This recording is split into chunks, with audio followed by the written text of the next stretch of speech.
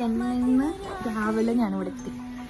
Okay, എൻ്റെ വീട്ടിൽ നല്ല അടിപൊളി, എന്താ പറയുക, ഇതൊരു ഫീൽ തന്നെയില്ല, ഇതൊരു വേറൊരു ഫീൽ.